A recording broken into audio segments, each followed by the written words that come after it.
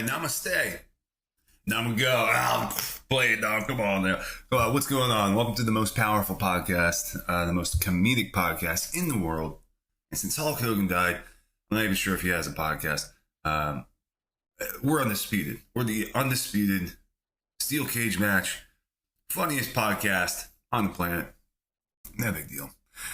Kids don't. Like I said in the last one, there's the jiu-jitsu medals. There's the YouTube placard, but the kids don't care about that. They just care about Mr. Beast and his chocolate factory. So if you're subscribed to my channel and you heard the news, I came out that I'm diseased, and you go, I subscribe to a diseased individual. Ross, his name threw me off. Well, I told you. Look, I'm jacked though. I told you. I was getting in shape. Hey, boy, got in shape. No big deal. It took longer than 30 days though. It's hard. It's hard getting in shape. All right, what are we doing here? This is my message. A beautiful 10 out of 10s. Came in this world 10 out of 10. You're gonna leave a 10 out of 10. Everything in between, we just forget we're a 10 out of 10. That's basically what's going on. The real reason is my older brother did die of a fentanyl overdose. I struggled with stuff in the past. I'm in recovery for more than one thing. And if you have 24 hours right now, that's the hardest part. Truly, it's the hardest part about this whole thing. If you have a week, I think that's the hardest part about this whole process. No one talks about this stuff. Kudos. Kudos to you. I was recently talking to a dad. This is true, 100% true story. And he was beating himself up. He always like shame and guilt's okay. Leave the guilt. That's like a guardrail. It might motivate you. Shame, useless. Shame's a useless emotion. Remember, existential crisis of unworthiness. Oh, I'm unworthy. Oh, what are they going to think about me? Enough with the shame. So this dad, he was really beating himself up because he has 3 kids, and his wife was alone while he had to go into a treatment center. And I pulled him aside and I just said, "What you're doing, I respect. I think it's one of the most courageous things you can do for yourself and your family. And just get it right. You're doing it right. You're doing it right from the beginning. Like, that's the most courageous thing you could possibly." That's how I looked at it. I said, just remember that. Someone who maybe just a week or even a month, because I think a month is the hardest part about this whole process. No one talks about this stuff. 30 days? I mean, kudos. You get a little clap from me. If you got 30 days under your belt, good job. But no one talks about this. So I was telling that dad, I'm like, dude, what you're doing is courageous and respectable. And I know I joke about it's not a disease. It's a very, very funny disease, to say the least. It's the only disease where everyone will resent you.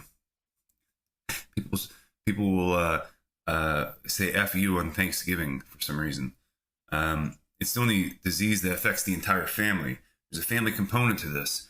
When I got my first year of sobriety, I think a year is the hardest part about this whole thing, this whole process. I think a year of sobriety is just the hardest. It's the hardest part about this whole process. I can't. You catch my drift. The time means nothing to me. It's 24 hours. We have a present moment. That's all we have. And this time thing, people get obsessed. They do this. Well, I have 30 years. Cool. No, you don't. Last time I checked, I woke up at 5:30, 4 a.m. That's how long I have. God willing, jeez. I don't have anything, really, when it comes down to it. Self is an interesting concept.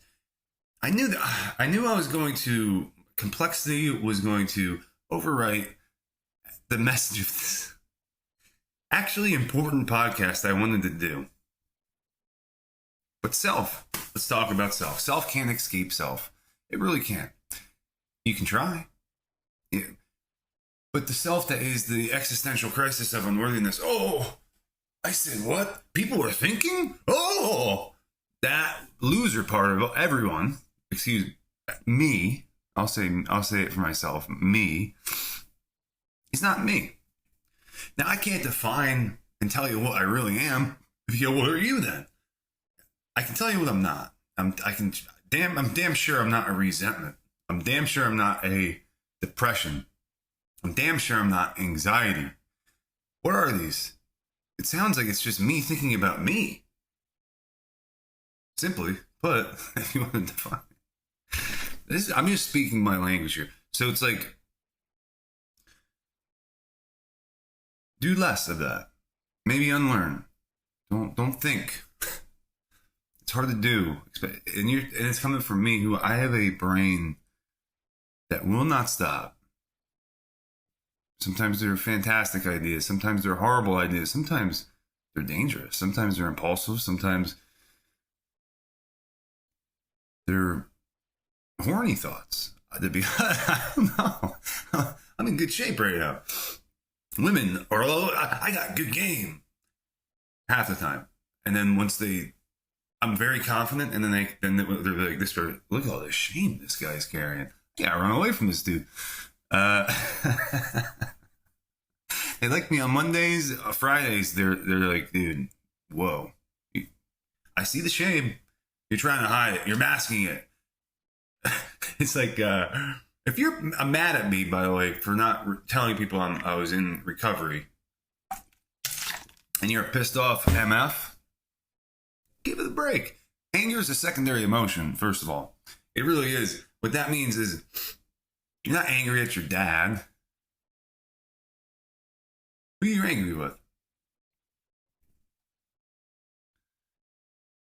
Well, you could be sad, you could be depressed, you could be anxious, you could be worried, but your anger is projection of your own inability to cope with life on life's terms. So I loved it when there was this guy at work. He would always be vocally angry at people. And I love that, because I would pick up on what he himself does not like. Because you're always angry at others for things that you did yourself. You ever notice that? That is the strangest phenomenon. I've never been mad, like Joe Rogan, for instance, was really mad at Liver King for steroids. Oh, he did steroids. Do you think I cared? No. But I don't do steroids. I don't do testosterone. I don't do HGH. And I'm not dishonest about any of this. So the only person that would get mad at that is someone that was dishonest about it in the past. Ooh, I'm better now. I'm changed. I'm a changed man. And that's the story of the Joe Rogan Liver King saga. If you ask me, I think Joe Rogan psychologically used projection as a coping mechanism that he picked up when he was I'm not a psychiatrist. I'm a comedian. I think he had a rough childhood. Joe Rogan had a perfect storm, and he got through it. And I respect him so much. But that's the truth, I think. I think Joe Rogan went a little hard on Liver King, if you ask me. I got the Liver King blues still. So, anyways, if you're out there, say you got 5 years. That's the hardest part. 20, hardest part about this. I don't care how much time you got. It's the hardest part. This moment. It's the hardest part. And like I said to this dad, you have a choice right now. You can do what's easy, what you've always done, or you can do what's right. You can do what's right, and you have that choice. So I'm grateful for everyone that has subscribed to this diseased and disgusting individual, right? I'm joking, but yeah, I love you all. Thank you.